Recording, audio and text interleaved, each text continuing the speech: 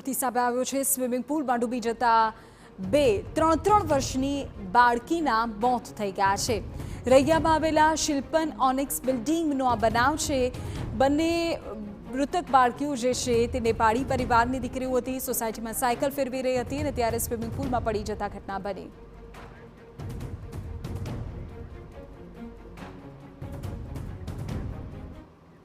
તેરા જ મુદ્દે વધુ જાણકારી મેળવી અમારા સંવાદદાતા મોહિત ભટ્ટ આપણી સાથે અત્યારે લાઈવ જોડાઈ ગયા છે। આ સંપૂર્ણ ઘટના આખરે શું બની છે, મોહિત જણાવો કે આખો મામલો શું છે, કેવી રીતે સામે આવ્યું, વિગતો।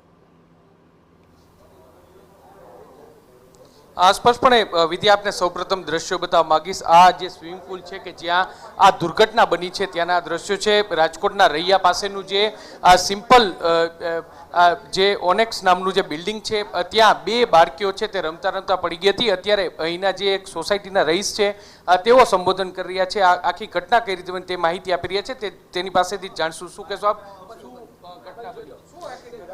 યસ, હું સીએ હર્ષલ સેવક।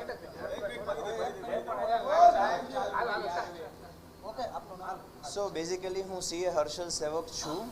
શિલ્પન ઓનિક્સમાં રહું છું 1 વર્ષથી અને B2 વિંગમાં હું રહું છું અને B2 વિંગની જે બહાદુર છે એની છોકરી છે અને B3 વિંગની જે બહાદુર છે એની છોકરી છે। બંને છોકરીઓ રમતા હોય, એ ઓલમોસ્ટ અરાઉન્ડ 3 years ની એજ હતી। એટલે આઈડિયલી યુ કેન અન્ડરસ્ટેન્ડ કે જે મેન્ટલી જે કોઈ પણ મેચ્યોરિટી હોય ને એ બાળકોમાં ન હોય। આમ જોઈએ ને તો આપણી જે આ સોસાયટી છે ને એ બહુ ઇન્ટરેક્ટિવ છે, લોકો સાથે ઘેરાયેલી હોય છે, લોકો અહીં બાળકો અહીં રમતા હોય છે અને બધા લોકો અહીંયા હોય છે। પણ શક્ય બને તો એવું લાગે છે કે 9:30 વાગે જ્યારે શો ચાલુ થયો મૂવીનો અને ત્યાર પછી અહીંયા સેક્યુલરિઝમ થાય, કોઈ ઓછા લોકો હોય અને એ સમય દરમિયાન કદાચ બાળક રમતા રમતા વચ્ચે જે એંગલ છે ને ત્યાં એક વચ્ચેની જગ્યા છે, ત્યાં વી આર એક્સપેક્ટિંગ કે બે છોકરી છે।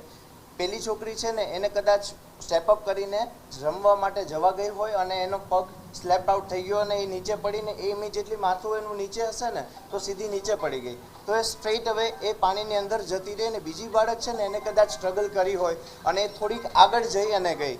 તો જ્યારે કદાચ અડધી પોણી કલાક આઈ ગેસ સમયની દ્રષ્ટિએ તો I can't testify anything, but what I estimate I do have કે અડધી પોણી કલાક પછી કદાચ એનું શરીર ફ્લોટ થઈને ઉપર આવ્યું એટલે એક વ્યક્તિને દેખાણું કે કોઈ બાળક છે જે અહીંયા છે એટલે એને અંદર કૂદી અને એ બાળકને બહાર કાઢ્યો અને તરત જ એને સારવાર માટે જે કંઈ પણ તજવીજો એ કરી 108ને બોલાવી અને વી ટ્રાઈડ કે એને મેક્સિમમ આપણે ફેસિલિટેશન કરીએ। અલબત્ત ત્યારે બી એવું લાગતું હતું કે કદાચ શ્વાસ ન ચાલતો હોય।